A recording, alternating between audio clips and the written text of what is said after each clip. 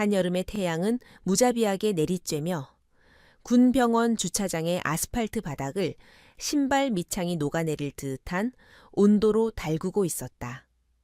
습기를 가득 머금은 공기에는 타이어 고무가 열기에 익어가는 매캐한 냄새가 섞여 있어. 가만히 서 있는 것만으로도 숨이 턱턱 막혀왔다. 강지우는 관자놀이를 타고 흐르는 땀방울을 손등으로 무심하게 훔쳐내며 습관적으로 주차장의 경계구역을 눈으로 훑었다. 그녀는 낡은 회색 티셔츠에 헐렁한 면바지를 입은 그저 아픈 가족을 부축하는 평범한 민간인 여성의 모습이었다.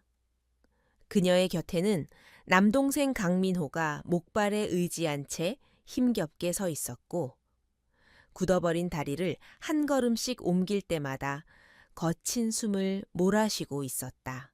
민호는 본래 심성이 여리고 조용한 아이였으나 사고로 자유롭게 걷는 능력을 잃은 후로는 세상의 모든 것에 대해 죄인처럼 위축되어 있었다. 오늘은 병원이 유난히 붐비는 날이었고 차량들이 빈틈없이 빽빽하게 들어차 있어 보행자가 강철의 숲 사이를 안전하게 지나갈 공간이 턱없이 부족했다.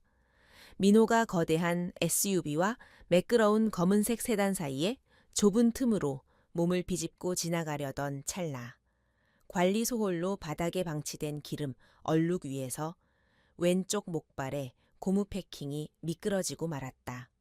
중심을 잃고 휘청거리던 민호는 짧은 비명과 함께 중력을 이기지 못하고 무거운 몸을 기울이며 쓰러졌다.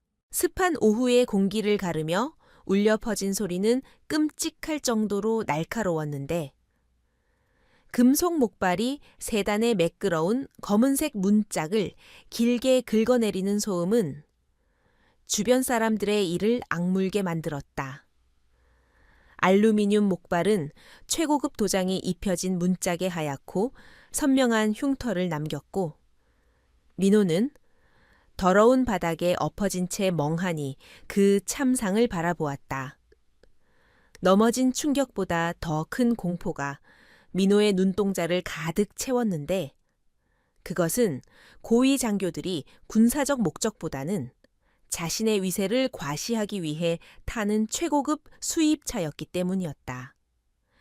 지우는 차를 쳐다보지도 않고 즉시 동생의 곁으로 무릎을 꿇고 앉아 까진 손바닥과 무릎을 살피며 오직 동생의 안위만을 걱정했다. 민호가 허공에 대고 사과의 말을 더듬거리기도 전에 근처 흡연 부스의 유리문이 폭력적인 힘으로 활짝 열리며 젖혀졌다.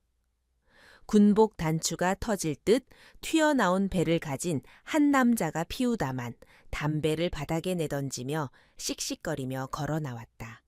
그는 박소령이라 불리는 자로 자기 관리가 전혀 되어 있지 않은 비대한 몸집에서 오만함과 게으름이 뚝뚝 묻어나는 인물이었다. 그의 뒤로는 국방의 의무를 수행하는 군인이라기보다는 깡패에 가까워 보이는 두 명의 중위가 비릿한 웃음을 흘리며 따르고 있었다. 박소령은 자신의 애지중지하는 채 난 깊은 흠집을 발견하자마자 짐승의 포효와도 같은 고함을 지르며 분노를 터뜨렸다. 박소령은 넘어진 소년이 다치지 않았는지 묻기는커녕 장교로서의 최소한의 품위나 인간에 대한 예의조차 갖추지 않았다.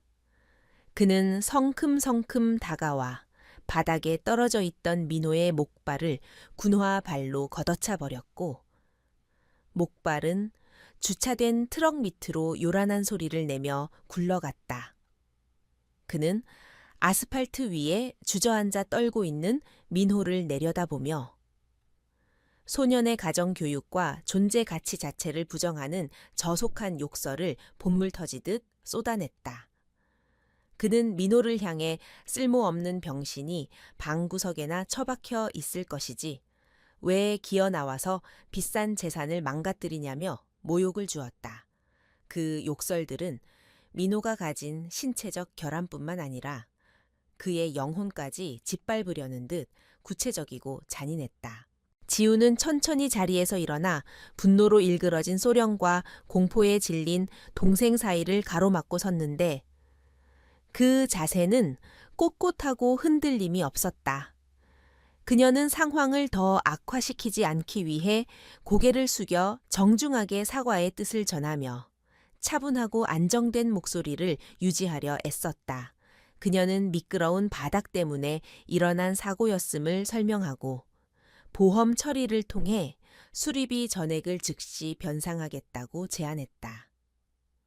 하지만 박소령은 그녀의 침착함을 자신에 대한 존경심 부족으로 받아들였는지 더욱 길길이 날뛰었다.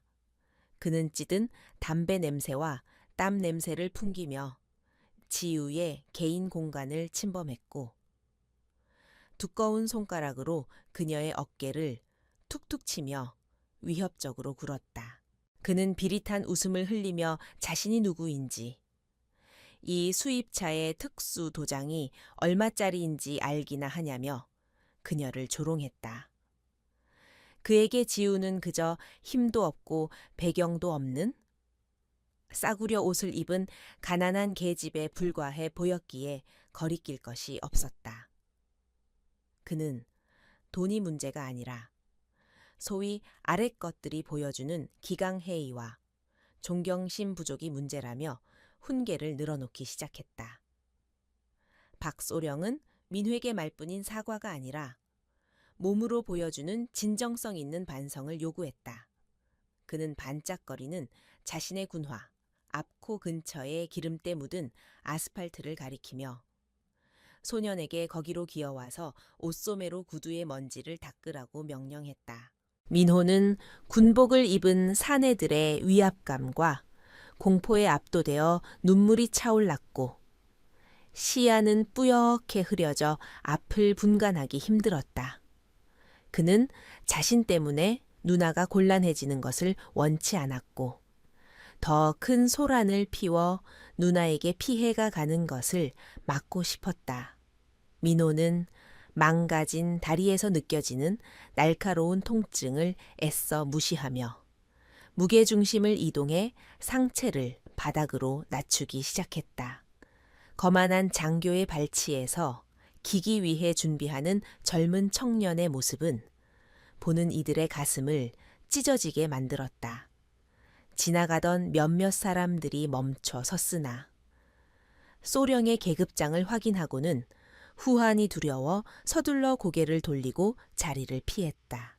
동생의 떨리는 등과 바닥으로 낮아지는 몸을 지켜보던 지우의 내면에서 무언가가 차가운 기계적 정밀함으로 맞물려 돌아가기 시작했다.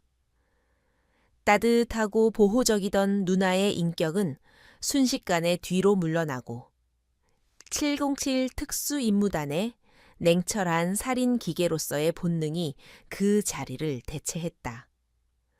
그녀의 동공이 확장되며 시간이 느리게 흐르는 듯한 감각 속에서 그녀는 눈앞의 전술적 상황을 낱낱이 파악했다. 그녀는 세 남자를 군인이 아닌 제거해야 할 표적으로 인식했다.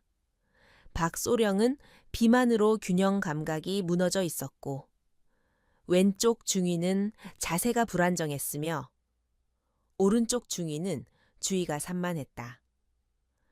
그녀는 순식간에 그들의 해부학적 약점을 머릿속으로 그려내며 그들을 영구적으로 무력화시키는데 필요한 힘을 계산했다. 지우는 손을 뻗어 민호의 어깨를 단단히 움켜쥐었는데 그 힘은 동생의 굴욕적인 행동을 즉시 멈추게 하면서도 아프지 않게 할 만큼 절묘했다. 그녀의 목소리는 한 옥타브 낮아져 있었고 조금 전까지 연기했던 정중한 복종의 기색은 온데간데 없이 사라져 있었다. 그녀는 습한 공기를 날카로운 칼날처럼 가르는 목소리로 동생에게 당장 일어날 것을 명령했다. 민호는 누나에게서 몇 년 동안 보지 못했던 서늘하고 무시무시한 기백을 느끼고는 그 자리에서 얼어붙었다. 박소령은 감히 민간인 여자가 부하들이 보는 앞에서 자신의 명령을 거스른다는 사실에 충격을 받아 믿을 수 없다는 표정으로 그녀를 노려보았다. 박소령은 이 여자가 미쳤거나 죽고 싶어서 환장한 게 분명하다고 소리를 지르며 그녀의 턱 밑까지 얼굴을 들이밀었다. 그는 다시 한번 지우의 개인 공간을 침범하며 손을 높이 쳐들었고 당장이라도 뺨을 올려붙일 듯한 위협적인 제스처를 취했다.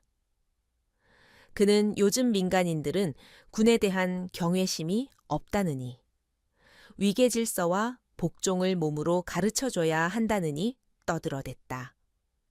그는 지우의 발이 지면에 단단히 고정되는 방식이나 호흡이 전투 리듬에 맞춰 조절되는 미세한 변화를 전혀 눈치채지 못했다.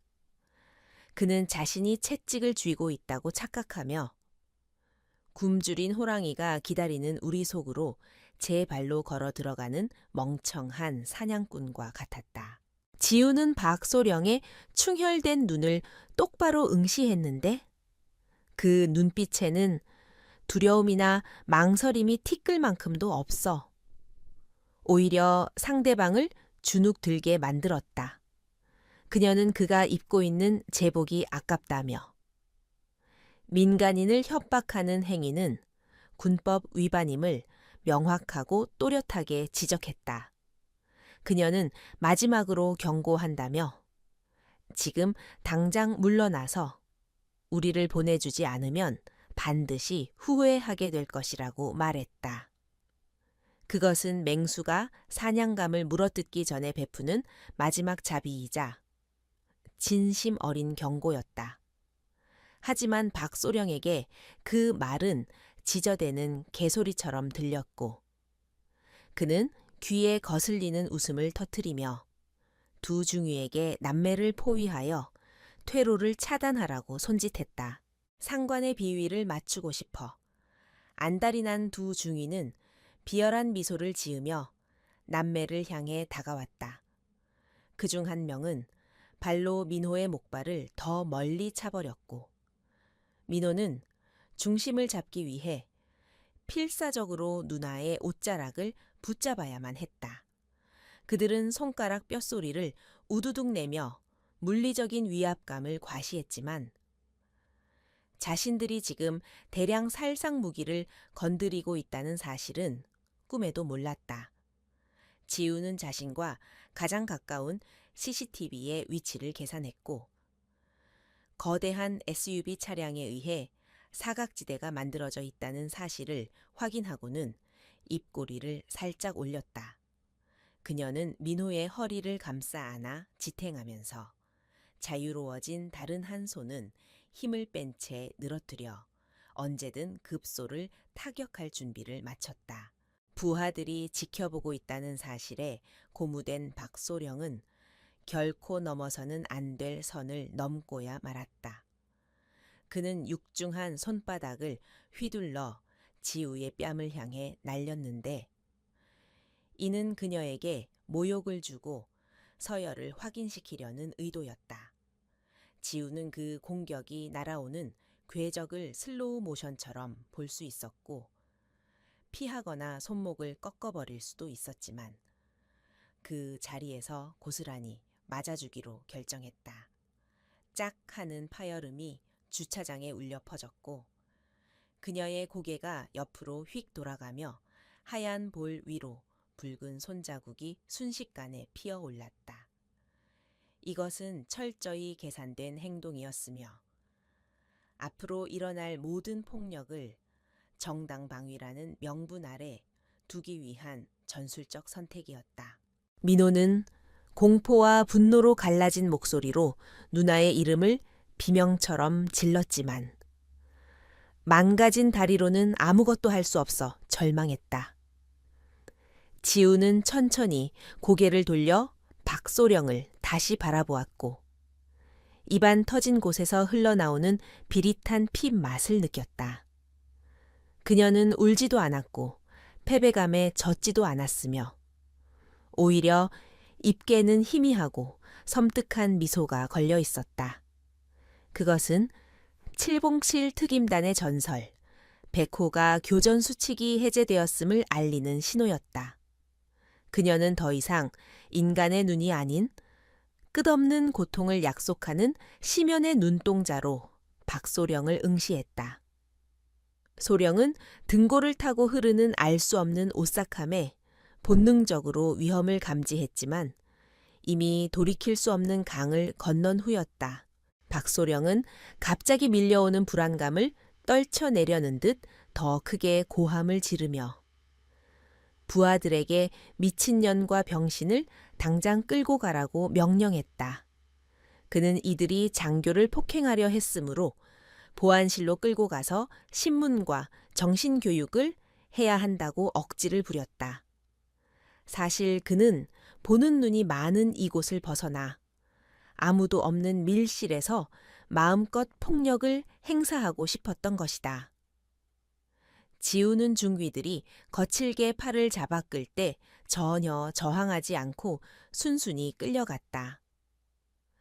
개방된 주차장은 그녀가 하려는 일을 하기에 너무 눈에 띄었기에 방음이 잘 되고 고립된 보안실이야말로 완벽한 사냥터가 될 것이기 때문이었다. 그들이 칙칙한 콘크리트 건물로 끌려가는 동안 민호는 엉엉 울며 모든 것이 자기 탓이라고 끊임없이 사과했다. 지우는 그런 동생에게 작고 부드러운 목소리로 안으로 들어가면 눈을 감고 귀를 막고 있으라고 속삭였다. 그녀의 목소리는 평온했지만 내면에서는 걷잡을 수 없는 폭풍이 몰아치고 있었다.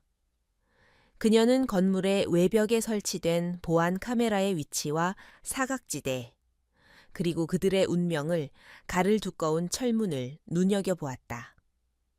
군인들은 자신들이 희생양을 소굴로 끌고 간다고 생각하며 의기양양했지만 실상은 굶주린 괴물과 함께 밀실에 갇히러 가는 꼴이라는 것을 전혀 인지하지 못했다.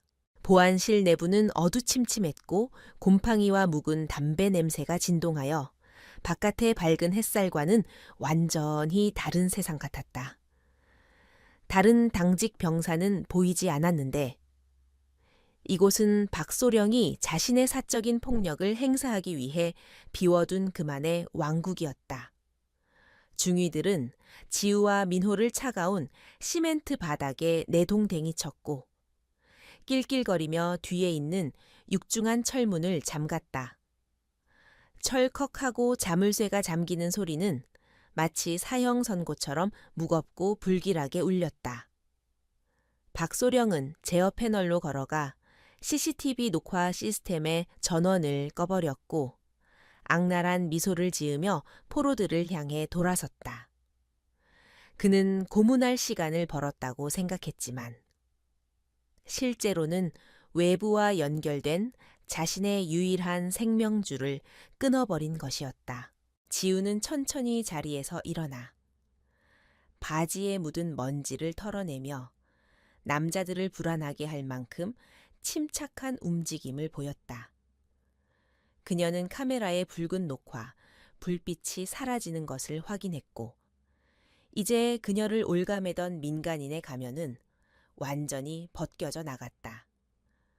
그녀는 자세를 바로잡았고 전신의 근육은 먹이를 노리는 독사처럼 팽팽하게 수축되었다.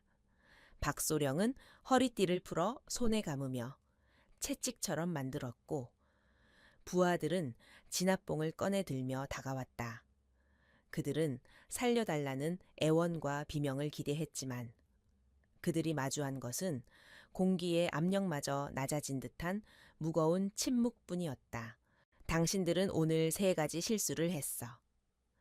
지우의 목소리는 감정이 완전히 배제되어 있었고 좁은 콘크리트 방 안에서 기이하게 울려 퍼졌다. 첫째, 내 가족을 모욕했어. 둘째, 민간인에게 손을 댔어. 그녀가 한 걸음 앞으로 내딛자 뿜어져 나오는 살기에 압도된 중이들은 자신들도 모르게 뒷걸음질 쳤다. 그리고 셋째, 그녀는 박소령의 흔들리는 동공을 꿰뚫듯 바라보며 말을 이었다. 문을 잠갔어. 그것은 공포에 질린 말이 아니라 그들의 파멸을 알리는 선고였다. 박소령의 오만했던 입꼬리는 처음으로 떨리기 시작했고 그는 이 방 안에 있는 포식자가 자신이 아니라는 사실을 뱃속 깊은 곳에서부터 깨닫기 시작했다. 철문이 닫히고 외부와의 단절이 확정되자 보안실 내부는 순식간에 무법천지의 사형장으로 돌변했다. 형광등 하나가 껌벅거리며 불안하게 빛을 발하는 천장 아래로 박소령은 거친 숨을 몰아쉬며 자신의 허리띠를 손에 감고 바닥을 탁탁 내리쳤다. 가죽과 콘크리트가 부딪히는 날카로운 소음은 좁은 방 안을 가득 채우며 공포심을 극대화시켰고 민호는 누나의 등 뒤로 몸을 숨기며 사시나무 떨듯 떨었다. 박소령의 눈은 이미 이성적인 판단력을 상실한 채 오직 약자를 괴롭히는 가학적인 쾌감으로만 번들거리고 있었으며 그는 자신이 지금 이 공간의 절대적인 지배자라고 굳게 믿고 있었다. 박소령은 지우가 반항하지 않고 가만히 있자 그것을 공포에 질린 굴복이라고 착각하고 더욱 기고만장해졌다. 그는 군인이 민간인을 보호해야 한다는 가장 기본적인 책무를 망각한 채 자신의 더러운 군화 발을 들어 민호의 마비된 다리를 툭툭 건드렸다. 그는 장애를 가진 다리가 보기 흉하다며 입에 담지 못할 저주를 퍼부었고 멀쩡한 사람들도 군대에 오는데 이런 짐 같은 존재가 왜 밖에 돌아다니냐며 비아냥거렸다. 그것은 단순한 폭력을 넘어 인간의 존엄성을 밑바닥까지 짓문 깨는 정신적인 살인이었으며 민호는 수치심에 얼굴을 붉히며 고개를 들지 못했다. 지우는 동생을 향한 모욕이 이어지자 더 이상 참지 않고 소령의 군화 앞을 자신의 몸으로 막아섰다. 그녀는 차가운 시멘트 바닥에 무릎을 꿇은 상태였지만 고개를 들어 소령을 올려다보는 눈빛만은 결코 굴복하지 않은 강인함을 담고 있었다. 그녀는 최대한 감정을 억누른 목소리로 아이에게는 죄가 없으니 자신에게만 이야기하라고 말하며 시선을 고정했다. 하지만 박소령은 그녀의 당당한 태도가 마음에 들지 않았는지 손에 쥐고 있던 가죽 허리띠를 휘둘러 지우의 어깨를 사정없이 내리쳤다. 짝 하는 파열음과 함께 얇은 티셔츠 위로 붉은 줄이 선명하게 솟아올랐다.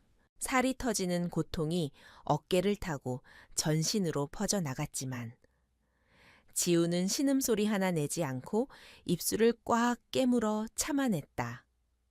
그녀는 특수 훈련을 통해 고통을 분리해서 느끼는 법을 체득하고 있었기에 이 정도의 타격은 그녀의 정신력을 무너뜨리기에는 턱없이 부족했다. 그러나 이를 지켜보는 두 중위는 여자가 비명조차 지르지 않는 것을 기이하게 여기기보다는 그저 독한 년이라며 낄낄거리는 무지함을 드러냈다. 그들은 소령의 폭력을 말리기는커녕 옆에서 추임새를 넣으며 분위기를 더욱 험악하게 조장했고 자신들의 가학적인 본성을 거리낌 없이 표출했다.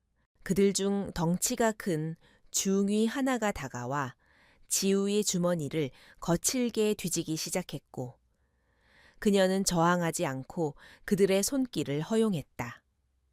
중위는 지우의 낡은 스마트폰과 민호의 휴대폰을 압수하여 박소령에게 바쳤고 소령은 그것들을 전리품처럼 흔들며 비열하게 웃었다. 그는 이제 너희가 어디에도 연락할 수 없으며 이 방에서 일어나는 일은 아무도 알 수 없을 것이라고 협박했다. 그는 휴대폰을 구석에 있는 철제 캐비닛 위로 던져버렸고 액정이 깨지는 소리가 났지만 지우는 시선 하나 주지 않고 오직 소령의 움직임만을 주시했다. 박소령은 지우의 침묵을 자신의 승리로 확신하고는 의자를 끌어와 그녀의 바로 앞에 거만하게 다리를 꼬고 앉았다. 그는 담배를 꺼내 물고는 지우의 얼굴을 향해 매캐한 연기를 길게 내뿜으며 자신이 얼마나 대단한 권력을 가진 사람인지 장황하게 늘어놓기 시작했다. 그는 지역 유지들과의 인맥, 군 내부의 줄, 그리고 자신이 가진 계급이 민간인 하나쯤은 쥐도 새도 모르게 매장시킬 수 있음을 과시했다. 그의 말들은 전형적인 부패 군인의 표본이었으며 듣는 이로 하여금 역겨움을 불러일으키기에 충분했다. 지우는 연기 속에서도 눈 하나 깜박이지 않고 마치 분석가가 데이터를 수집하듯 박소령의 모든 말을 머릿속에 기록했다.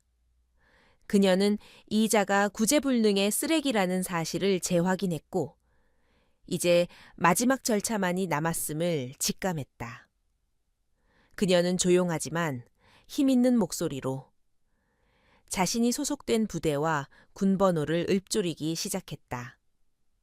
그녀는 지금 당장 이 폭력을 멈추고 정식으로 헌병대에 자수한다면 군사재판에서 정상참작의 여지가 있을 것이라고 차분하게 조언했다.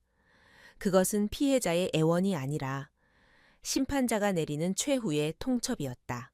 지우의 입에서 나온 707 특수임무단이라는 단어와 정확한 군번호는 잠시 방 안의 공기를 얼어붙게 만들었다.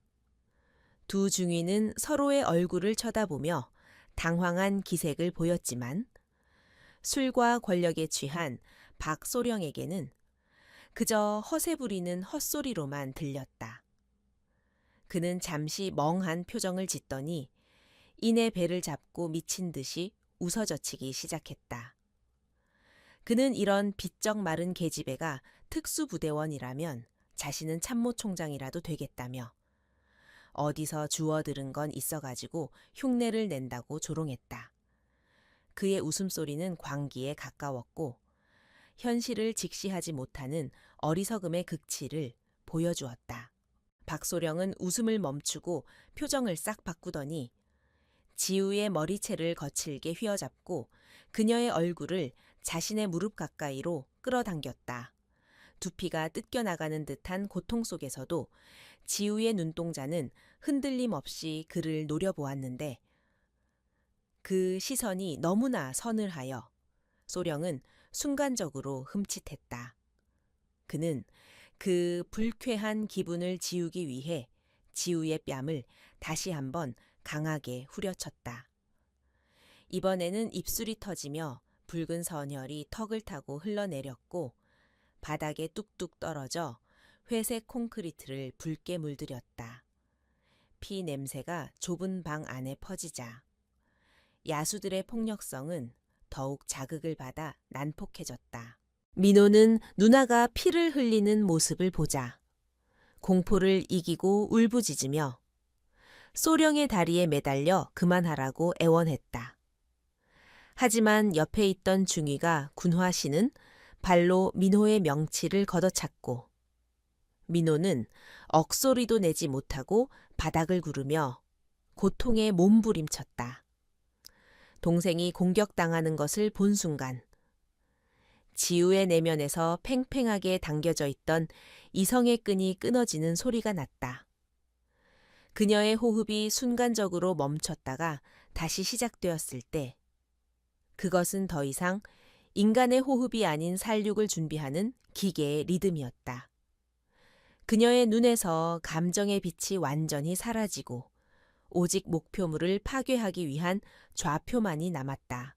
지우는 천천히 고개를 들어 박소령을 바라보았는데 그 눈빛은 심연처럼 깊고 어두워 마치 영혼을 빨아들일 것만 같았다. 그녀는 피 묻은 입술을 혀로 핥으며 아주 낮고 건조한 목소리로 지금의 행동이 어떤 결과를 초래할지 알고 있냐고 물었다. 박소령은 그 기묘한 분위기에 압도되어 잠시 주춤했지만 곧 자신의 자존심을 세우기 위해 더욱 표독스러운 표정을 지었다. 그는 카악하고 가래를 모으더니 지우의 얼굴 정면을 향해 더러운 침을 뱉었다. 끈적한 타액이 그녀의 뺨을 타고 흘러내리는 순간 방 안의 시간은 멈춘 듯 정적에 휩싸였다. 그것은 돌이킬 수 없는 선전포고였으며 인간으로서의 마지막 존중마저 버리겠다는 선언과도 같았다. 지우는 얼굴에 묻은 침을 닦지 않았고 오히려 그것을 분노의 연료로 삼아 내면의 불길을 차갑게 태웠다. 그녀는 묶여있지 않은 두 손을 천천히 쥐었다 폈다 하며 근육의 긴장을 조절했고 발가락 끝에 힘을 주어 지면을 박차고 나갈 준비를 마쳤다. 그녀의 뇌는 이미 박소령의 목젖, 명치, 관절의 취약점을 수십 번 시뮬레이션하며 파괴의 순서를 배열하고 있었다. 그녀는 더 이상 누나 강지우가 아니라 코드네임 백호로서 전장에 서 있었다. 박소령은 지우의 변화를 감지하지 못한 채 부하들에게 밧줄을 가져와서 이 미친년들을 의자에 묶으라고 지시했다. 중위들이 낄낄거리며 구석에 있는 장비함으로 몸을 돌린 그 짧은 찰나의 순간이 지우에게는 영원과도 같은 기회였다. 그녀는 깊은 숨을 들이마시며 폐 속에 산소를 가득 채웠고 아드레날린이 혈관을 타고 폭발적으로 흐르기 시작했다. 그녀는 민우에게 아주 작게 하지만 단호하게 고개를 숙이라고 속삭였다. 민호는 본능적으로 바닥에 납작 엎드렸고 그와 동시에 지우의 신형이 용수철처럼 튀어 올랐다. 지우의 움직임은 너무나 빨라서 일반인의 눈으로는 잔상조차 쫓을 수 없을 지경이었다. 그녀는 앉아있던 자세에서 순식간에 박소령의 품으로 파고들었고 그의 턱을 손바닥으로 쳐올려 중심을 무너뜨렸다. 억 하는 소리와 함께 소령의 고개가 뒤로 젖혀졌고 그가 앉아있던 의자가 요란한 소리를 내며 뒤로 넘어갔다. 이것은 단순한 반항이 아니라 압도적인 무력에 의한 일방적인 제압의 시작이었다. 소령이 바닥에 나뒹구는 동안 지우는 이미 다음 목표물인 두 중위를 향해 몸을 돌리고 있었다. 그녀의 눈은 차가운 살기로 번뜩였고 좁은 보안실은 이제 사냥감이 갇힌 우리가 되었다. 중위들은 갑작스러운 상황 변화에 당황하여 진압봉을 빼들려고 허둥지둥했지만 훈련된 특수부대원의 속도를 따라잡을 수는 없었다. 지우는 가장 가까이 있던 중위의 손목을 낚아채 비틀어 버렸고 뼈가 어긋나는 끔찍한 소리가 방 안에 울려 퍼졌다. 비명이 터져 나오기도 전에 그녀는 그의 명치를 무릎으로 강타하여 숨통을 끊어 놓았고 그는 거품을 물며 바닥으로 쓰러졌다. 나머지 한 중위가 공포에 질려 뒷걸음질 쳤지만 지우는 그를 놓아줄 생각이 전혀 없었다. 그녀는 바닥에 떨어진 진압봉을 발로 차서 공중으로 띄운 뒤 그것을 낚아차의 중귀의 정강이를 정확하게 가격했다. 순식간에 3명의 건장한 남자가 바닥을 구르는 신세가 되었고 방 안의 상황은 완전히 역전되었다. 지우는 거친 숨 하나 내쉬지 않은 채 바닥에 쓰러져 신음하는 박소령에게 천천히 걸어갔다. 그녀는 공포에 질려 뒷걸음질 치는 소령의 멱살을 잡아 일으켜 세웠고 벽으로 거칠게 밀어붙였다. 쾅 하는 소리와 함께 소령의 머리가 벽에 부딪혔고 그는 눈앞이 번쩍이는 충격 속에 지우의 얼굴을 마주했다. 이제야 그는 자신이 건드린 존재가 무엇인지, 그리고 자신이 저지른 실수가 얼마나 치명적인 것이었는지를 뼈 저리게 깨닫기 시작했다. 지우는 박소령의 멱살을 잡은 손에 힘을 주며 그의 눈을 똑바로 바라보았다.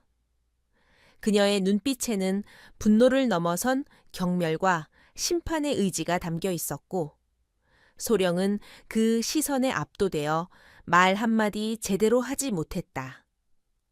지우는 아직 끝나지 않았다는 듯. 소령의 주머니에서 자신의 휴대폰을 꺼내 들었다. 액정은 깨져 있었지만 다행히 전원은 들어와 있었고, 그녀는 떨리는 손이 아닌 확고한 손놀림으로 단축번호 1번을 눌렀다. 그것은 단순한 전화가 아니라 잠자고 있던 사자들을 깨우고 이 부패한 부대에 피의 비를 내리게 할 신호탄이었다. 깨진 액정 너머로 건조한 신호음이 3번 울리기도 전에 전화기 너머의 상대방은 기다렸다는 듯 즉각적으로 수신 버튼을 눌렀다. 지우는 피 묻은 입술을 떼어 침착하고 명료한 목소리로 자신의 호출 부호인 백호를 언급하며 코드 레드를 발령했다. 수화기 너머에서는 잠시 숨을 들이키는 소리가 들렸고, 곧이어 의자가 넘어지는 듯한 요란한 소음과 함께 다급한 목소리가 터져 나왔다. 대한민국 최고의 특수부대인 707 특수임무단의 지휘통제실은 그녀의 목소리 하나에 즉시 전시 상황에 준하는 긴급태세로 전환되었다. 지우는 현재 위치와 상황을 간략하게 보고했는데 그녀의 목소리에는 감정이 섞이지 않아 오히려 상황의 심각성을 더욱 부각시켰다. 전화를 받는 상대는 7성커먼7 특임단의 총사령관인 초의 대령이었는데 그는 지우를 친동생처럼 아끼는 동시에 그녀의 능력을 누구보다 신뢰하는 인물이었다. 그는 지우가 민간인 신분으로 휴가 중에 코드를 발령했다는 사실 하나만으로도 사태가 걷잡을 수 없이 심각함을 직감했다. 초의 대령은 상황실의 모든 모니터를 해당 지역으로 집중시키고 즉시 타격대 출동 명령을 하달하며 고함을 질렀다. 그는 지우에게 10분만 버티라고 말하며 그곳에 있는 누구도 살아서 나가지 못하게 할 것이라고 맹세하듯 덧붙였다. 전화가 끊어지자마자 부대 전체에는 비상 사이렌이 울려 퍼지며 붉은 경고등이 요란하게 돌아가기 시작했다. 한편 보안실 바닥에 널브러져 있던 박소령은 지우가 누군가에게 전화를 거는 모습을 보며 비틀거리는 몸을 일으켜 세웠다. 그는 지우가 깡패나 건달 같은 패거리를 부른다고 착각하고는 콧방귀를 뀌며 자신의 허리춤에 매달린 무정이를 더듬거렸다. 그는 피가 흐르는 이마를 문지르며 감히 군 부대 안으로 외부 세력을 끌어들이려 하는 거냐고 비아냥거렸다. 박소령은 지우가 아무리 발버둥 쳐봤자 계란으로 바위치기라며 자신이 가진 병력으로 이 건물을 개미 새끼 한 마리 빠져나가지 못하게 포위하겠다고 으름장을 놓았다. 그는 자신이 방금 지옥의 문을 여는 열쇠를 돌렸다는 사실을 꿈에도 모른 채 무정이 버튼을 눌렀다. 박소령은 손 무정이에 대고 목이 터져라 고함을 지르며 보안실에 무장 테러리스트가 침입했으니 전 병력은 즉시 무장하고 집결하라고 명령했다. 그의 목소리는 공포와 분노로 뒤섞여 갈라졌고 사실을 왜곡하여 자신을 피해자로 둔갑시키는 비열함을 보였다. 그는 여자가 흉기를 들고 장교들을 살해하려 한다고 거짓 보고를 하며 즉시 사살해도 좋다는 허가까지 내리는 광기를 부렸다. 무정이 너머의 당직 사령은 갑작스러운 테러 보고에 당황하여 되물었지만 박소령은 닥치고 빨리 튀어오라며 욕설을 퍼부었다. 부대 내에는 곧바로 비상벨이 울리기 시작했고 영문을 모르는 병사들이 연병장으로 뛰쳐나오는 소리가 들려왔다. 지우는 밖에서 들려오는 요란한 사이렌 소리와 군화 발자국 소리를 들으며 차분하게 보안실의 출입구를 응시했다.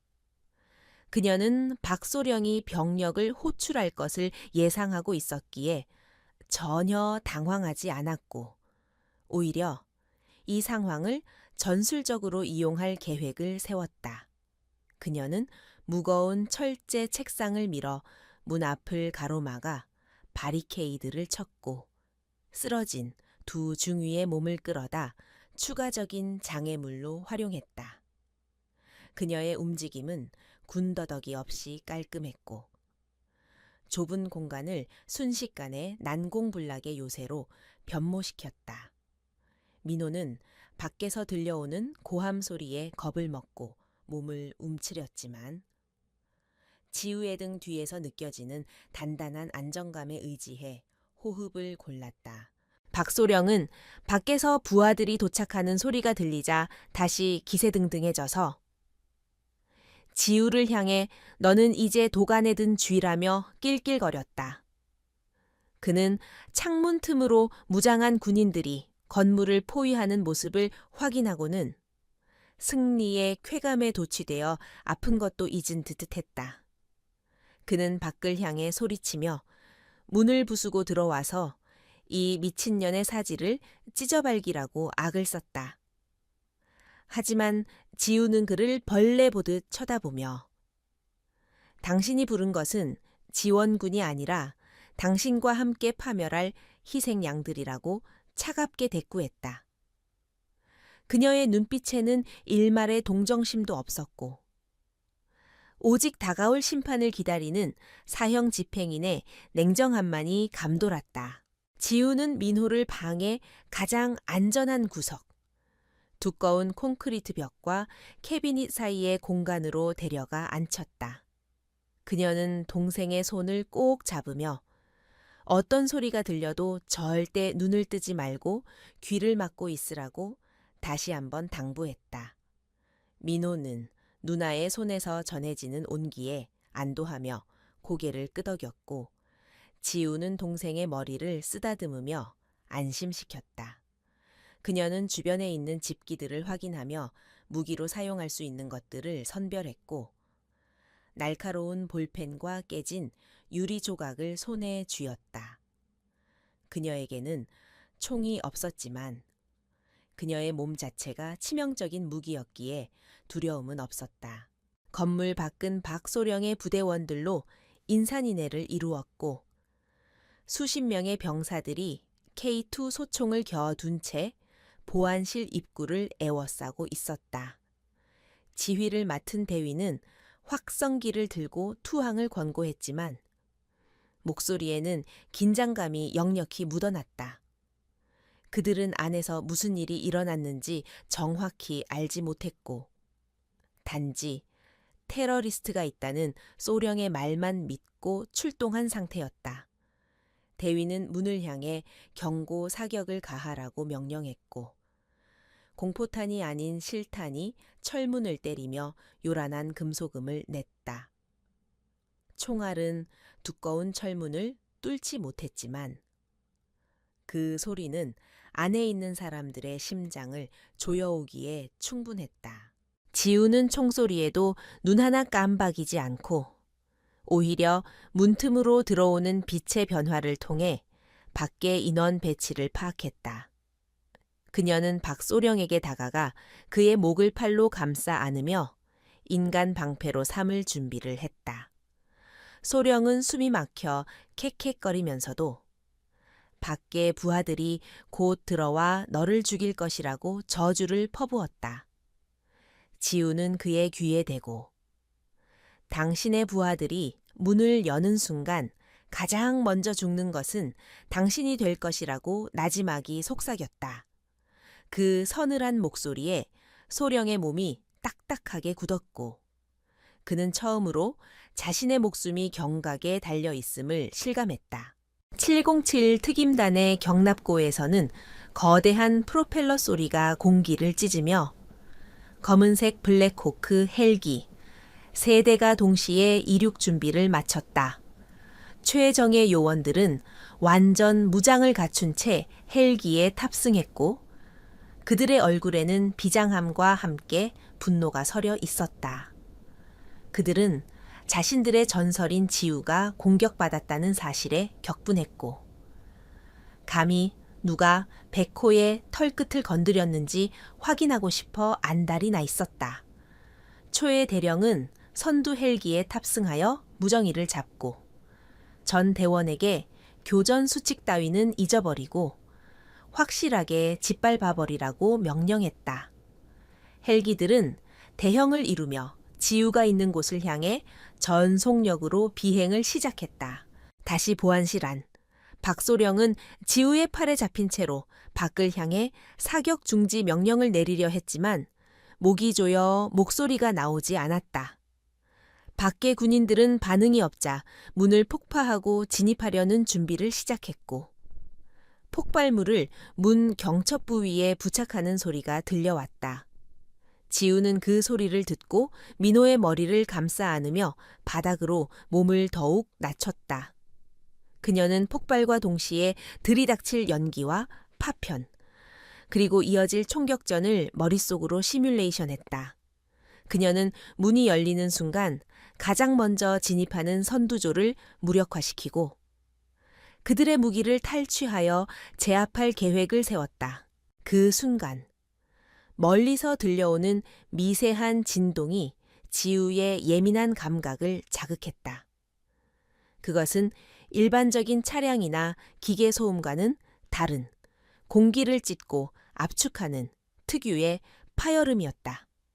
소리는 점점 커져서 창문 유리를 진동시킬 정도가 되었고 밖에서 대기하던 병사들도 하늘을 올려다보며 웅성거리기 시작했다. 그것은 지우가 기다리던 구원의 소리이자 박소령과 그의 부대에게 내려질 천벌의 서곡이었다. 박소령도 그 소리를 듣고 눈을 크게 떴지만 그는 그것이 자신을 돕기 위해 온 상급 부대의 지원이라고 착각하는 우를 범했다. 하늘을 새까맣게 뒤덮으며 나타난 것은 육군 항공작전사령부 소속의 공격 헬기가 아닌 707 특임단의 검은색 기동 헬기들이었다. 헬기의 하강풍이 지상의 먼지를 거세게 일으키며 시야를 가렸고 엄청난 소음은 지상 병력의 의사소통을 완전히 마비시켰다. 헬기 양옆으로 기관총을 거치한 저격수들이 지상의 병력들을 향해 총구를 겨누었고 붉은색 레이저 포인트 수십 개가 지휘관과 병사들의 가슴과 머리 위에서 춤을 추었다.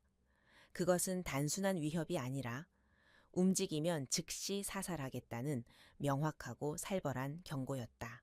밖에서 들려오던 고함과 총소리가 뚝 끊기고 대신 거대한 바람소리와 기계 음만이 세상을 지배했다. 박소령의 부하들은 난생 처음 보는 압도적인 전력 앞에 얼어붙어 총을 내릴 수도 쏠 수도 없는 패닉 상태에 빠졌다.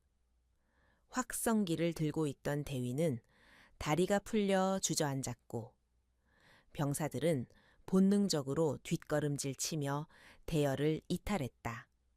하늘에서 밧줄이 내려오고 검은색 대테러복을 입은 요원들이 비오듯 쏟아져 내려오는 장면은 마치 지옥에서 온 사신들이 강림하는 것과 같은 공포를 선사했다.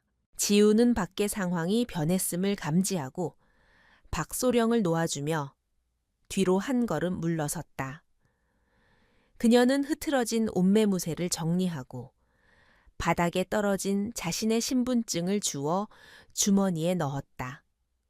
박소령은 숨을 헐떡이며 창문으로 기어가 밖을 내다보았고 자신의 눈앞에 펼쳐진 믿을 수 없는 광경에 입을 다물지 못했다.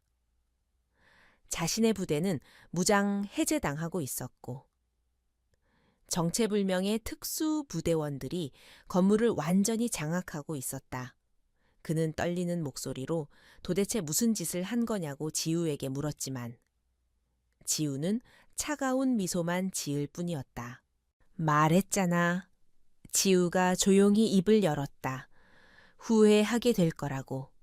그녀의 말은 예언이 되어 현실로 나타났고 박소령의 오만함은 산산조각이 나 발밑에 흩어졌다. 철문 밖에서는 더 이상 위협적인 고함이 아닌 절도 있고 강력한 진압 작전의 소음만이 들려왔다. 문을 부수기 위해 붙였던 폭발물은 제거되었고 누군가 밖에서 정중하게 문을 두드리는 소리가 났다. 그것은 구출 작전의 완료를 알리는 신호이자 박소령에게 닥칠 진정한 악몽의 시작을 알리는 노크 소리였다. 하늘을 찢어 밟길 듯한 굉음과 함께 거대한 그림자가 연병장 위를 덮치자 한낮의 태양은 순식간에 자취를 감추고 짙은 어둠이 내려앉았다.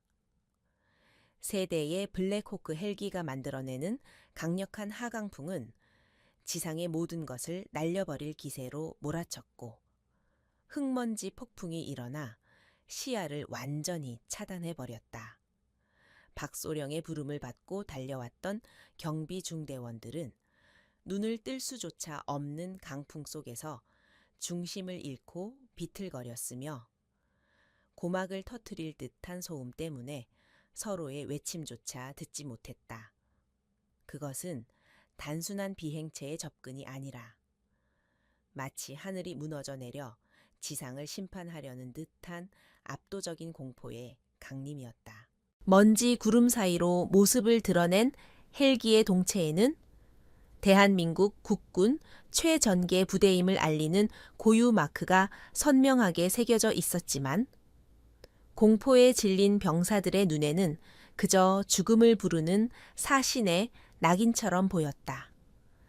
헬기의 양측면 돨가 열려 있었고 그곳에는 검은색 특수복을 입고 얼굴을 완전히 가린 저격수들이 차가운 총구를 지상으로 겨누고 있었다.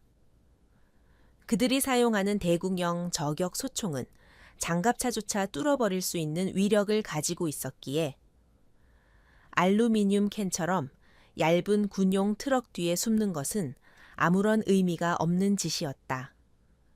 지상의 병력들은 본능적으로 자신들이 사냥꾼이 아닌 사냥감이 되었음을 깨달았다.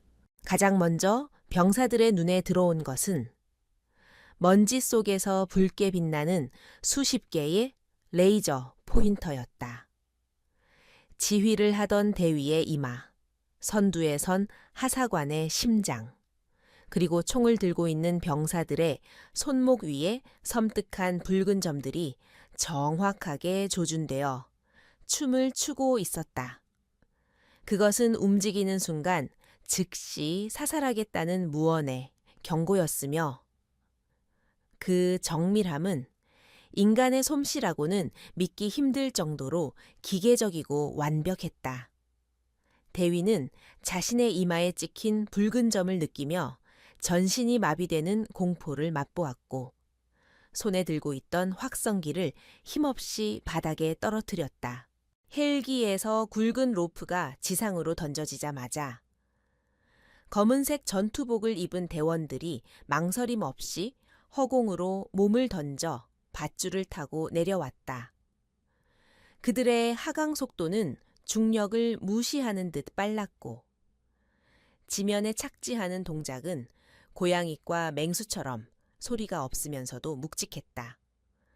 착지와 동시에 사방으로 상해하며 경계태세를 갖추는 그들의 움직임은 오차 없는 톱니바퀴처럼 정교하게 맞물려 돌아갔다. 그들은 일반 보병들과는 차원이 다른 장비와 무장을 갖추고 있었으며 뿜어내는 기세만으로도 주변의 공기를 얼어붙게 만들었다. 지상에 착지한 707 특임단 요원들은 일체의 고함이나 불필요한 동작 없이 박소령의 부하들에게 접근하여 무장 해제를 시도했다. 저항하려는 의지조차 상실한 병사들은 순순히 총을 버리고 바닥에 엎드렸으며 개중에는 공포를 이기지 못해 오줌을 지리는 자들도 있었다.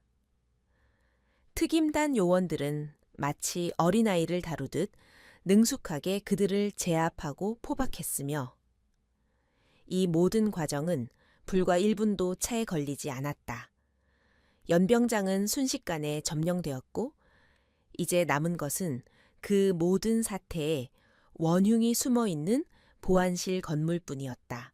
보안실 안에서 창문을 통해 이 모든 과정을 지켜보던 박소령은 다리에 힘이 풀려 그 자리에 주저앉고 말았다.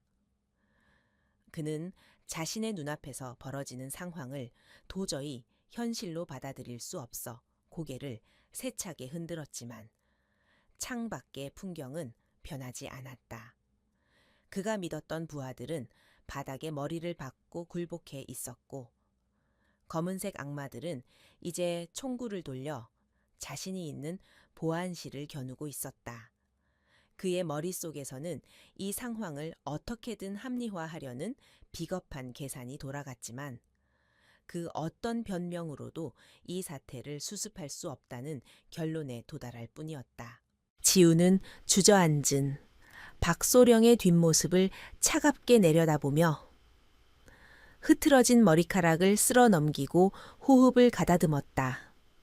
그녀는 밖에서 대기 중인 동료들이 자신의 신호를 기다리고 있음을 알았기에 더 이상의 불필요한 살상은 원하지 않았다. 그녀는 민호에게 다가가 귀를 막고 있던 손을 내려주며 이제 모든 것이 끝났고 안전하니 걱정하지 말라고 부드럽게 안심시켰다. 민호는 창밖에 굉음에 놀라 눈물을 흘리고 있었지만 누나의 확신에 찬 표정을 보고 비로소 안정을 되찾을 수 있었다. 그때 굳게 닫혀있던 철문 밖에서 정중하면서도 위험 있는 노크 소리가 3번 울렸다. 박소령은 그 소리에 쏘스라치게 놀라며 구석으로 기어갔지만 지우는 천천히 걸어가 바리케이드로 쌓아두었던 집기들을 하나씩 치우기 시작했다. 그녀가 책상을 밀어내고 잠금 장치를 해제하자 육중한 철문이 부드럽게 열리며 바깥의 빛이 쏟아져 들어왔다. 문 앞에는 완전 무장한 707 특임단의 팀장이 굳건한 자세로 서 있었고 그 뒤로는 수많은 대원들이 복도를 가득 메우고 있었다. 팀장은 방 안의 처참한 광경과 피를 흘리고 있는 지우의 얼굴을 확인하자마자 눈빛이 매섭게 변하며 살기를 뿜어냈다. 하지만 그는 곧바로 감정을 절제하고 절도 있는 동작으로 지우를 향해 거수경례를 올렸다. 그는 선배님에 대한 예우를 갖추며 늦게 도착하여 송구하다는 말을 전했고 그의 목소리에는 진심 어린 존경과 미안함이 담겨 있었다. 바닥에 쓰러져 있던 박소령은 그 장면을 목격하고 입을 떡 벌리며 자신이 건드린 여자가 단순한 민간인이 아님을 비로소 뼈저리게 실감했다. 지우는 팀장의 경례를 가볍게 받아주며 자신의 안위보다 동생의 상태를 먼저 확인해 줄 것을 요청했다. 팀장의 손짓에 따라 대기하고 있던 의무 부사관들이 신속하게 진입하여 민호의 상태를 살피고 응급처치를 시작했다. 민호는 낯선 군인들의 등장에 겁을 먹었지만 그들이 누나에게 보여주는 태도를 보고 그들이 적이 아님을 직감했다. 의무관은 민호의 부러진 목발 대신 이동식 들것을 준비했고 민호를 조심스럽게 눕혀 밖으로 이동시킬 준비를 마쳤다. 박소령은 이대로 끌려가면 끝장이라는 생각에 마지막 발악으로 자신의 계급장을 내세우며 고함을 질렀다. 그는 자신이 이 부대의 책임자이며 외부 병력이 허가도 없이 난입한 것은 군법 회의감이라고 억지를 부렸다.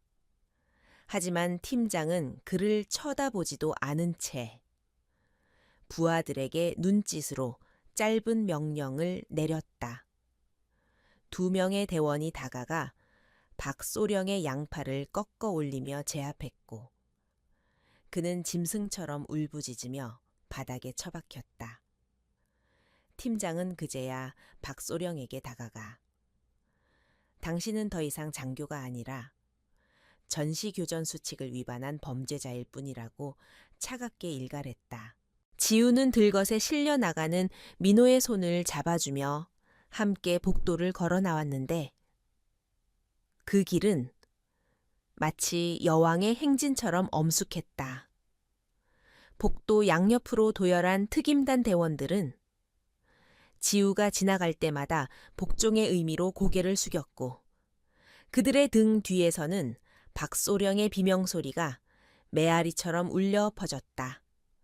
건물 밖으로 나오자 따가운 햇살 대신 헬기의 그림자가 그들을 맞이했고 연병장을 가득 메운 검은색 제복의 물결이 장관을 이루고 있었다.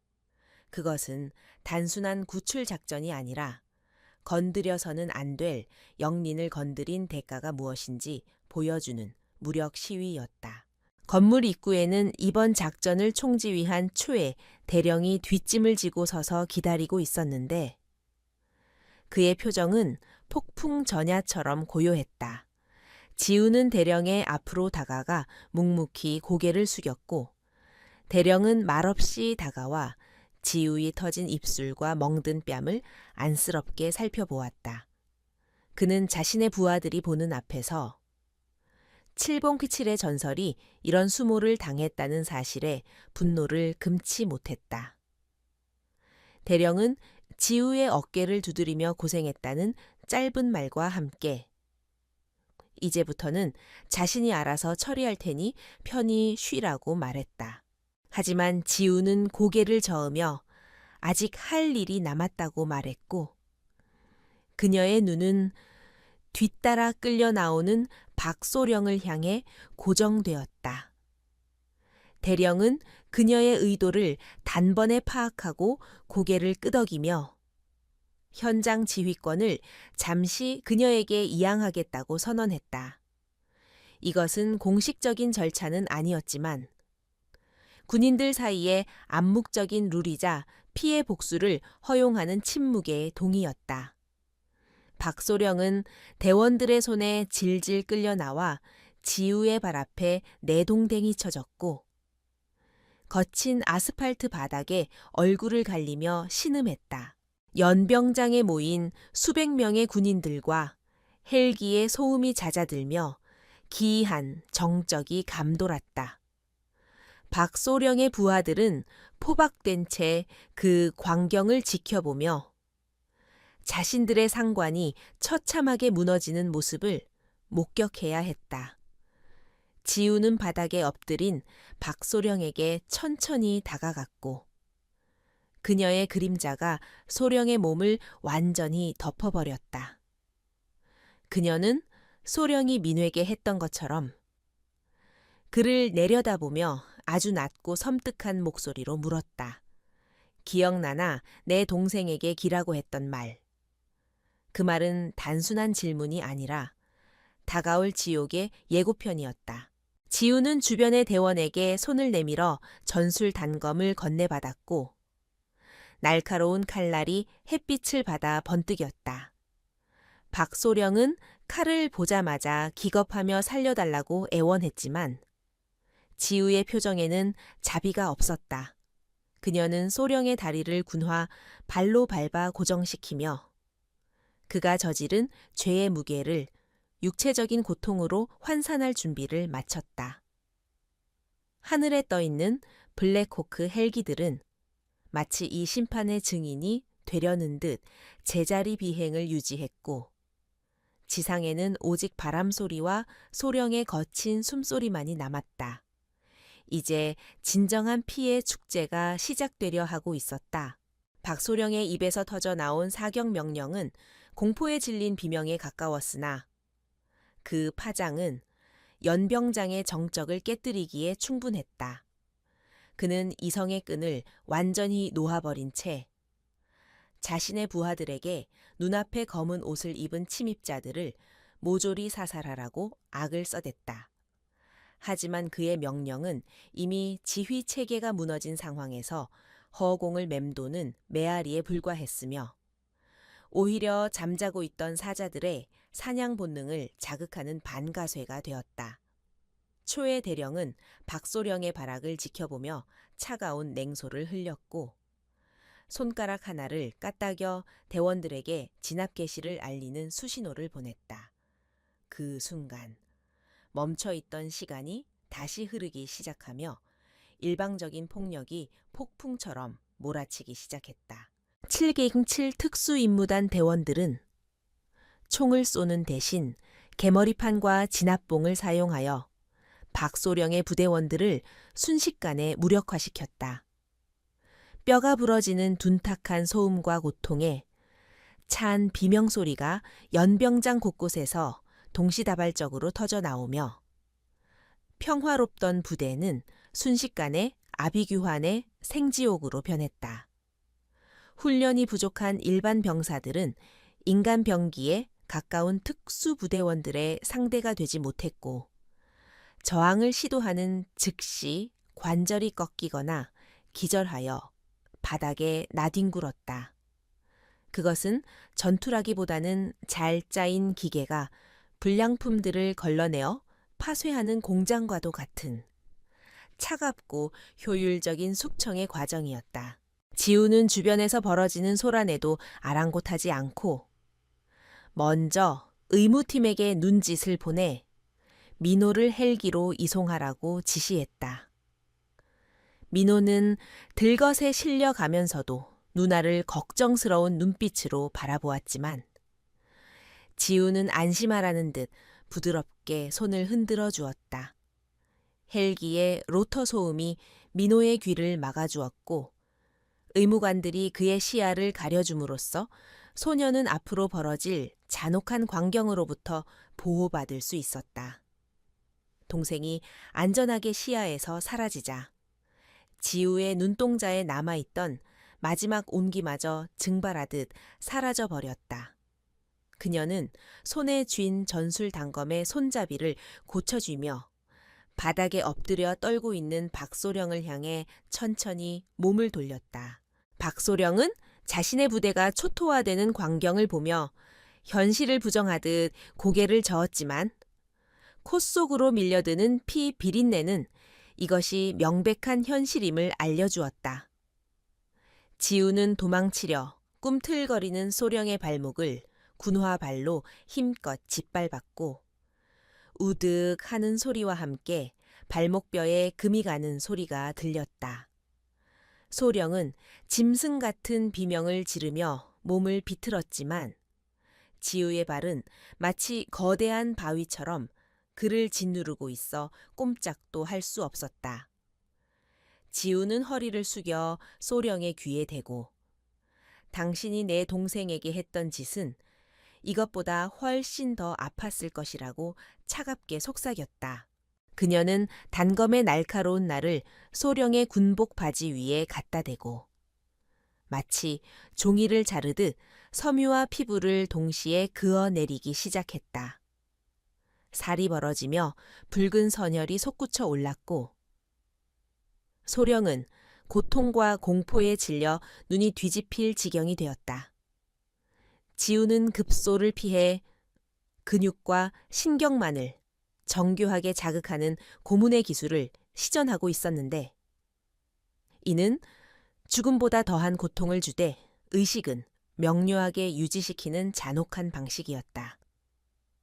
그녀는 소령에게 당신이 입고 있는 군복과 계급장은 약자를 보호하라고 있는 것이지 짓밟으라고 있는 것이 아니라고 낮은 목소리로 훈계했다.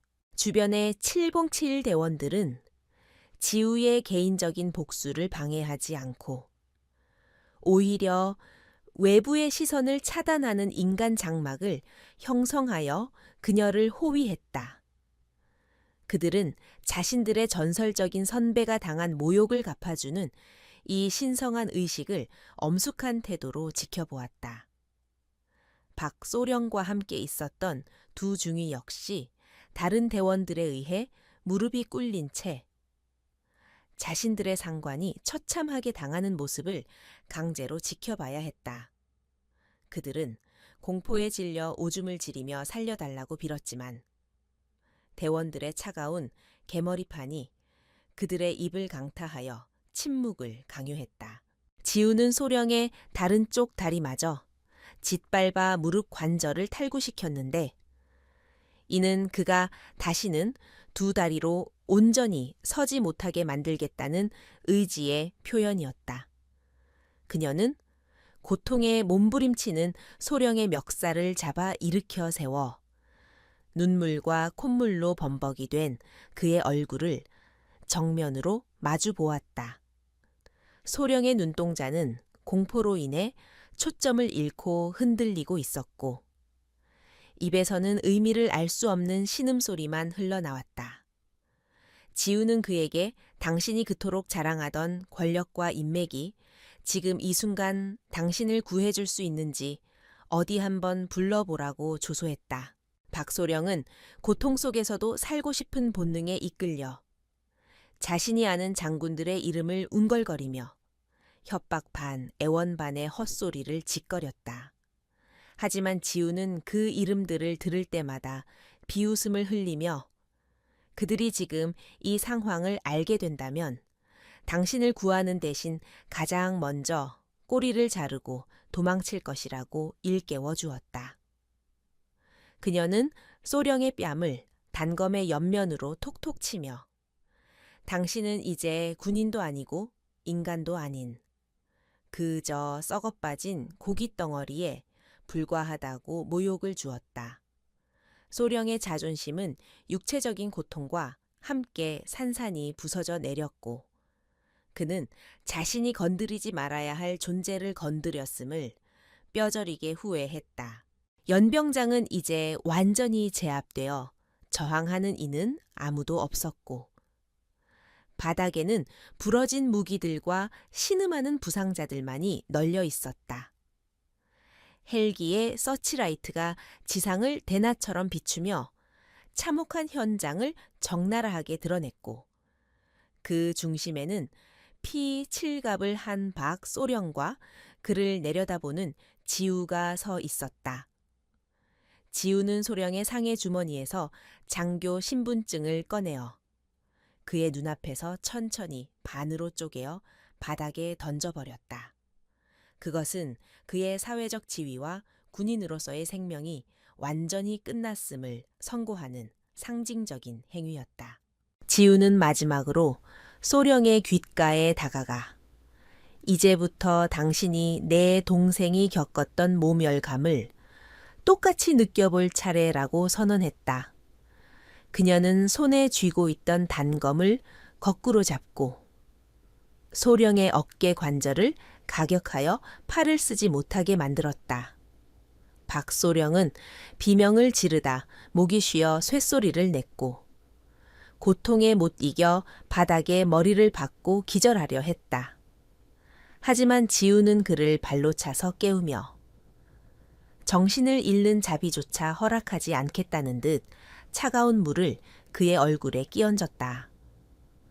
그녀의 복수는 단순히 육체를 파괴하는 것에서 그치지 않고 영혼까지 철저하게 부수어버리는 과정이었다.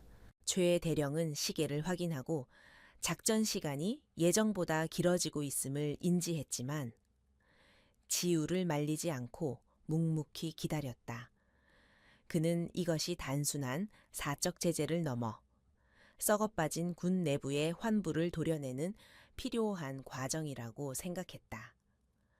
그는 통신병에게 지시하여 헌병대와 감찰부에도 이 상황을 통보하되 7.10.7이 현장을 완전히 정리할 때까지 접근을 차단하라고 명령했다.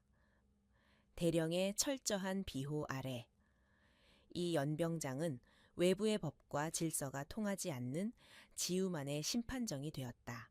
지우는 숨을 고르며 피가 묻은 손을 털어내고 바닥을 기고 있는 박소령을 차갑게 내려다보았다.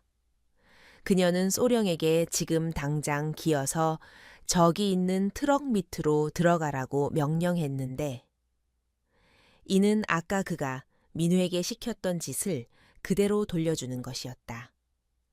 소령은 망가진 다리와 팔을 이끌고 처절하게 몸부림치며 살기 위해 지우가 가리키는 방향으로 지렁이처럼 기어가기 시작했다. 그 모습은 너무나 비참하고 굴욕적이어서 지켜보던 대원들조차 혀를 찰 정도였지만 아무도 그를 동정하지 않았다. 인과응보라는 단어가 이보다 더 잘 어울리는 상황은 없었다.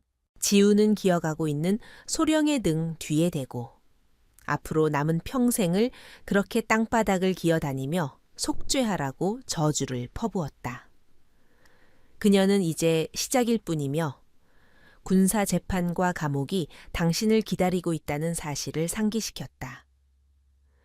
박소령은 트럭 밑으로 머리를 처박으며 오열했고 자신의 오만함이 초래한 파멸의 구렁텅이 속에서 절망했다. 피로 물든 연병장 위로 헬기의 프로펠러 소리만이 무심하게 울려 퍼지며 잔혹했던 복수의 밤은 절정을 향해 치닫고 있었다. 박소령은 박살난 무릎과 어깨에서 밀려오는 끔찍한 고통 속에서도 본능적으로 생존을 위한 마지막 동아줄을 찾으려 애썼다. 그는 자신의 육체가 이미 망가졌다는 사실을 인지했지만 그보다 더 두려운 것은 자신이 쌓아올린 모든 사회적 지위와 권력이 물거품이 된다는 사실이었다. 그는 흐릿해지는 의식을 붙잡으며 피범벅이 된 손을 떨리는 동작으로 뻗어 바닥에 널브러진 자신의 스마트폰을 향해 기어가려 했다. 그것은 단순한 통신기기가 아니라 그가 평생을 바쳐 관리해온 부패한 인맥과 권력의 네트워크로 통하는 유일한 열쇠였다. 그는 자신이 알고 있는 고위 장성들이나 정치인들이 이 상황을 뒤집어줄 것이라는 헛된 망상에 빠져 있었다. 지우는 흙바닥을 긁으며 전화기를 잡으려는 박소령의 처절한 몸부림을 무표정하게 내려다보았다. 그녀는 그를 제지하거나 전화기를 빼앗는 대신 오히려 군화 발로 전화기를 툭 차서 그의 손 닿을 거리로 밀어주었다. 그것은 자비가 아니라 그가 믿고 있던 모든 권력의 기반이 얼마나 허망한 것인지를 스스로 확인하게 하려는 잔인한 배려였다. 지우는 팔짱을 낀 채 차가운 눈빛으로 그를 응시하며 어디 한번 젖 먹던 힘까지 짜내서 네가 자랑하는 그 대단한 뒷배들을 불러보라고 조소했다. 그녀의 태도에는 그 어떤 외부의 개입도 707 특수임무단의 심판을 막을 수 없다는 절대적인 자신감이 깔려 있었다. 박소령은 지우의 허락이 떨어지자마자 마치 사막에서 오아시스를 만난 사람처럼 허겁지겁 전화기를 낚아챘다. 액정은 거미줄처럼 금이가 있었고 그의 손에 묻은 피 때문에 터치가 잘 먹히지 않았지만 그는 필사적으로 단축번호를 눌렀다. 그가 전화를 건 상대는 지역 사령부의 고위 간부이자 평소 그와 형님 동생하며 온갖 뇌물과 향응을 주고받던 든든한 후원자였다. 신호음이 가는 그 짧은 시간이 박소령에게는 몇 년처럼 길게 느껴졌고 그는 제발 받아달라고 입술을 달달 떨며 중얼거렸다. 마침내 딸깍 하는 소리와 함께 상대방의 목소리가 들려오자 소령의 얼굴에는 안도의 빛이 스쳐 지나갔다.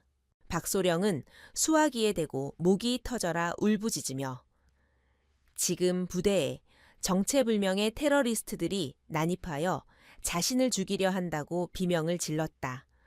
그는 횡설수설하며 상황을 과장했고 당장 헌병대와 기동 타격대를 보내 이 미친놈들을 쓸어버려 달라고 애원했다. 하지만 수화기 너머의 상대는 박소령의 다급한 목소리보다 배경음으로 들려오는 헬기의 로터 소리와 낯선 기운을 감지하고 침묵했다. 상대방은 낮게 깔린 목소리로 도대체 상대가 누구기에 부대가 초토화되었다는 거냐고 물었고, 그 목소리에는 짜증과 의구심이 섞여 있었다. 박소령은 지우와 그녀의 뒤에 서 있는 검은 제복의 대원들을 힐끔 쳐다보며 71007 특수임무단이라고 적혀 있다고 더듬거렸다. 그 순간 전화기 너머에는 숨막히는 정적이 흘렀고 마치 찬물을 끼얹은 듯한 냉랭한 기류가 형성되었다. 707이라는 숫자가 주는 무게감은 군 내부 사정에 정통한 장성들에게 있어 건드려서는 안 될 성격과도 같은 것이었다.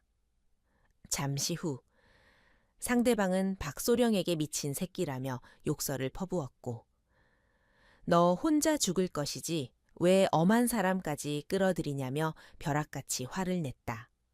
그는 네가 무슨 짓을 저질렀는지 모르겠지만 나는 모르는 일이라며 다시는 연락하지 말라고 소리치고는 전화를 끊어버렸다. 뚜, 뚜, 뚜. 끊어진 전화기에서 흘러나오는 건조한 신호음이 연병장의 정막 속에 허무하게 울려 퍼졌다. 박소령은 믿을 수 없다는 표정으로 전화기를 귀에서 떼지 못했고 그의 마지막 희망이 산산조각 나는 소리를 들었다. 그는 다른 번호를 눌러 또 다른 인맥에게 전화를 시도했지만 결과는 마찬가지이거나 아예 전화를 받지 않았다. 이미 정보망이 빠른 군 내부에서는 박소령의 부대에 7용거칠이 떴다는 소문이 돌기 시작했고 그와 연루된 모든 이들이 꼬리를 자르고 숨어버린 것이었다. 박소령은 그제야 자신이 철저하게 고립되었으며 이 세상 어디에도 자신의 편은 없다는 사실을 깨달았다. 지우는 절망에 빠져 멍하니 앉아있는 박소령에게 천천히 다가가 그의 손에서 힘없이 떨어진 전화기를 군화 발로 밟아 으깨버렸다. 바스락거리는 플라스틱 파열음은 박소령의 멘탈이 붕괴되는 소리와 겹쳐 들렸다. 지우는 그를 내려다보며 네가 그동안 믿고 설치던 힘이라는 게 고작 이런 것이었냐고 싸늘하게 물었다. 그녀는 진짜 힘이란 계급장이나 인맥에서 나오는 것이 아니라 자신의 목숨을 걸고 지켜야 할 것을 지킬 때 나오는 것이라고 일갈했다. 그녀의 목소리는 크지 않았지만 뼈 있는 한마디 한마디가 박소령의 가슴을 후벼 팠다. 지우는 무릎을 굽혀 박소령과 눈높이를 맞추고 그의 멱살을 잡아 자신의 얼굴 가까이로 끌어당겼다. 그녀의 눈동자는 활활 타오르던 분노 대신 썩어빠진 군인을 바라보는 깊은 경멸과 연민이 담겨 있었다. 그녀는 내 동생은 태어날 때부터 걷고 싶어도 걸을 수 없는 고통 속에서 살았지만 너처럼 남을 짓밟으며 자신의 결핍을 채우려 하지 않았다고 말했다. 그녀는 너는 사지가 멀쩡했지만 정신이 불구였고 이제는 육체마저 불구이니 비로소 네 내면과 외면이 일치하게 되었다고 독설을 퍼부었다. 그것은 단순한 모욕이 아니라 박소령의 존재 가치 자체를 부정하는 사형 선고였다. 박소령은 지우의 기세에 눌려 아무런 대꾸도 하지 못하고 그저 덜덜 떨며 눈물만 흘렸다. 그는 자신이 저지른 악행들이 부메랑이 되어 돌아왔음을 느꼈고 눈앞의 여자가 저승사자보다 더 무서운 존재로 보였다. 지우는 잡고 있던 멱살을 거칠게 밀어내며 이제 마지막 죗값을 치를 시간이라고 선언했다. 그녀는 손가락으로 연병장 한가운데 민호가 엎어져 있던 그 지점을 가리켰다. 그리고 아주 낮고 단호한 목소리로 명령했다. 기어, 저기까지 기어가서 네가 뱉은 침을 네 혀로 핥아내. 그 명령은 인간이 겪을 수 있는 최악의 수치심을 요구하는 것이었지만 박소령에게는 거부권이 없었다. 주변을 둘러싸고 있는 수십 명의 특임단 대원들이 그를 지켜보고 있었고 그들의 눈빛은 그를 인간 이하의 벌레로 취급하고 있었다. 박소령은 살고 싶다는 비굴한 본능 하나로 망가진 무릎과 팔을 움직여 차가운 아스팔트 바닥에 몸을 밀착시켰다. 으드득 뼈가 갈리는 고통이 전신을 강타했지만 그는 비명을 삼키며 지렁이처럼 꿈틀거리기 시작했다. 화려했던 군복은 흙먼지와 피로 더러워졌고 그의 견장에 달린 무궁화 계급장은 바닥에 쓸려 빛을 잃었다. 박소령이 거친 숨을 몰아쉬며 1미터, 2미터 기어가는 동안 연병장에는 기괴한 침묵만이 감돌았다. 그가 몸을 끌 때마다 자갈이 군복을 긁는 소리와 그가 흘리는 핏방울이 바닥에 떨어지는 소리만이 들려왔다. 지우는 그 뒤를 천천히 따라 걸으며 그의 비참한 행진을 감시했다. 그녀는 이 장면을 똑똑히 기억해 두려 했는데 이는 자신의 승리를 만끽하기 위함이 아니라 권력에 취해 타인을 짓밟는 자의 말로가 얼마나 추악한지를 뇌리에 새기기 위함이었다.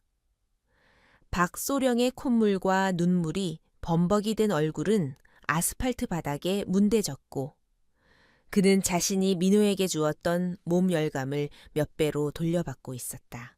마침내 박소령은 지우가 지목한 지점에 도달했고 탈진하여 더 이상 움직일 힘조차 남아있지 않았다.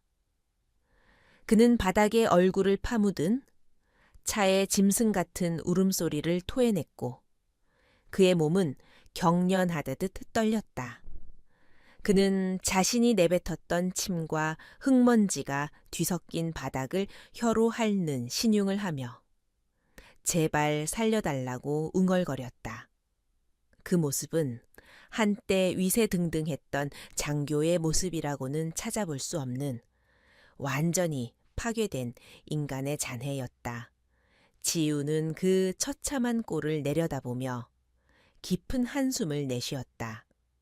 복수는 끝났지만 마음 한구석에 남은 씁쓸함은 쉽게 사라지지 않았다. 최 대령이 다가와 지우의 어깨에 손을 올리며 이제 그만하면 되었다고 부드럽게 만류했다. 그는 이미 헌병대가 도착하여 대기 중이며 박소령과 그 일당들을 인수해 갈 것이라고 알렸다. 지우는 고개를 끄덕이며 뒤로 물러섰고 대기하던 헌병들이 달려들어 박소령에게 수갑을 채우고 끌고 갔다.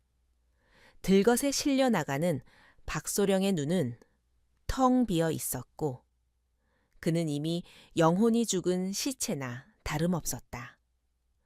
지우는 헌병차의 경광등이 붉게 번쩍이는 것을 보며 긴장이 풀린 탓인지 다리에 힘이 빠지는 것을 느꼈다. 지우는 하늘을 올려다보았다. 먹구름이 걷히고 늦은 오후의 햇살이 구름 사이로 비치기 시작했다. 피 비린내 나는 소동은 끝났고 정이라는 이름에 거친 폭풍이 지나간 자리에는 무거운 정적만이 남았다. 그녀는 주머니에서 민호가 좋아하던 사탕 껍질을 만지작거리며 이제 병원으로 돌아가 동생의 곁을 지켜야겠다고 생각했다.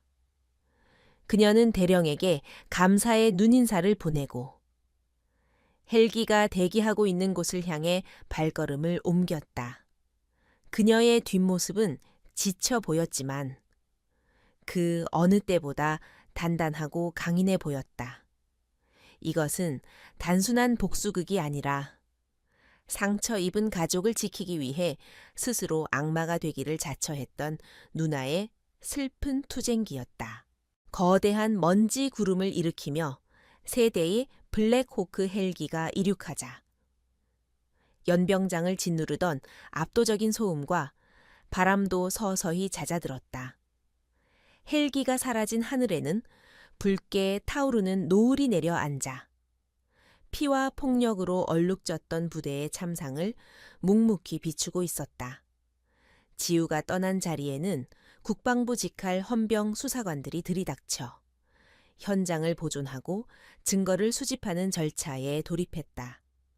그들은 바닥에 흥건한 핏자국과 파괴된 집기들, 그리고 넋이 나간 채 묶여있는 병사들을 보며 사태의 심각성을 짐작했다. 박소령이 지배하던 무법천지의 왕국은 하루아침에 멸망했고 그 폐허 위에는 차가운 법의 심판만이 남겨졌다.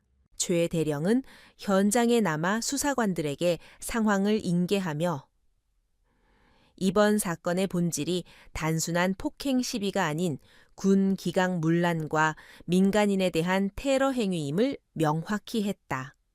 그는 박소령이 저지른 만행이 담긴 CCTV 복구 영상과 현장에 있던 병사들의 진술서를 증거물로 제출했다.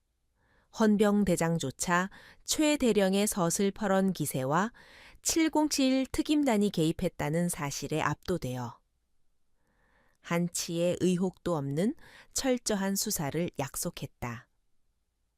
부대원들은 고개를 숙인 채 연행되었고 그들의 눈에는 존경하던 상관이 아닌 괴물을 따랐던 것에 대한 후회와 공포가 서려 있었다.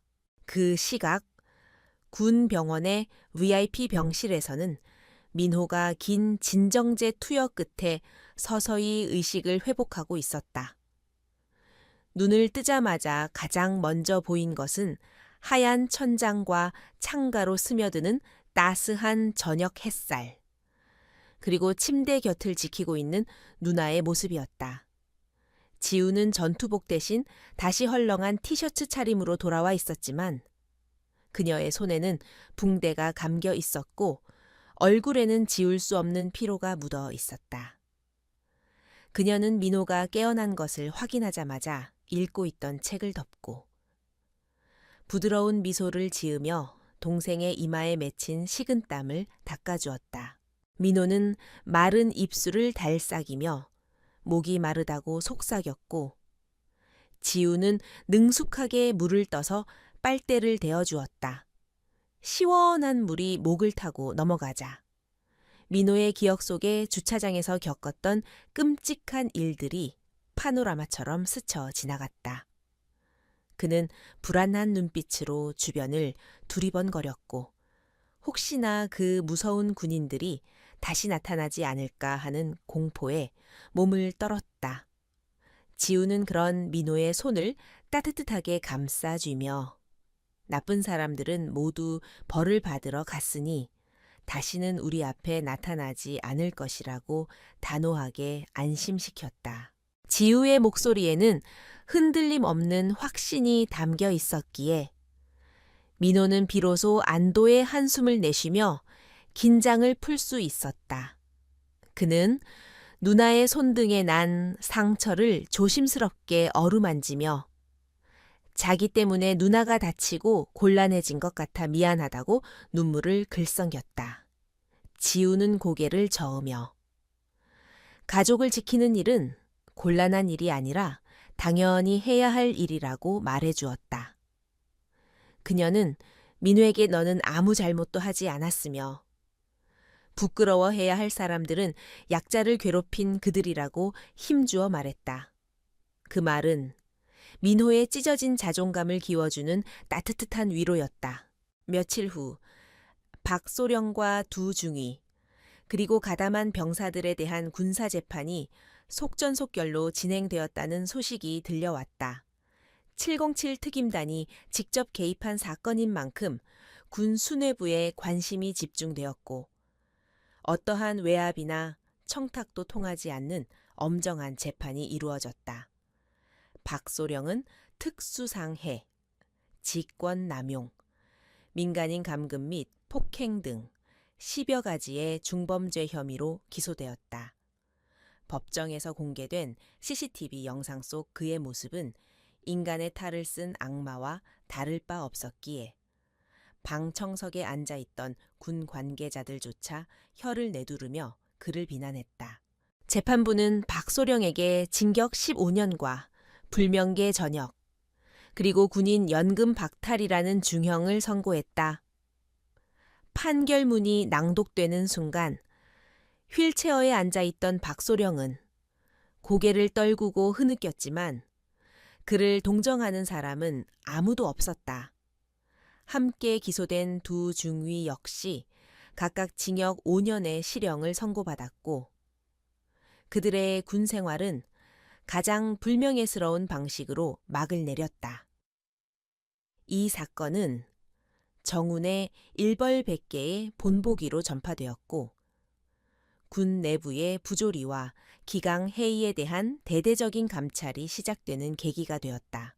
특히 군 내부망과 사설 정보지에서는 백호의 영린이라는 제목으로 이번 사건이 전설처럼 회자되기 시작했다. 707 특임단의 전설적인 요원 강지우가 자신의 동생을 건드린 부대 하나를 단신으로 그리고 전화 한 통으로 괴멸시켰다는 이야기는 살을 붙여 퍼져나갔다. 그 소문은 과장된 면이 있었지만 군인들에게 가족, 특히 특수부대원의 가족은 절대 건드리면 안 된다는 확실한 교훈을 심어주었다. 지우의 이름은 공포의 대상이자 동시에 경외의 대상이 되었고 민호는 보이지 않는 강력한 보호막 안에 놓이게 되었다. 계절이 바뀌어 선선한 가을바람이 불어올 무렵 지우와 민호는 병원 근처의 재활센터 공원을 산책하고 있었다. 민호는 여전히 다리가 불편했지만 더 이상 위축되거나 땅을 보고 걷지 않았다. 그는 최신식 의족과 재활 보조기구의 도움을 받아 느리지만 한 걸음씩 자신의 힘으로 땅을 딛고 걷는 연습을 하고 있었다. 지우는 몇 발자국 뒤에서 팔짱을 낀 채 넘어질 듯 위태로우면서도 끈기 있게 발을 내딛는 동생의 뒷모습을 묵묵히 지켜보았다. 그녀의 눈빛은 전장에서 적을 노려볼 때와는 비교할 수 없을 만큼 부드럽고 따뜻했다. 민호가 땀을 뻘뻘 흘리며 벤치까지 걸어와 털썩 주저앉자 지우는 다가가서 수건으로 땀을 닦아주고 시원한 이온 음료를 건넸다.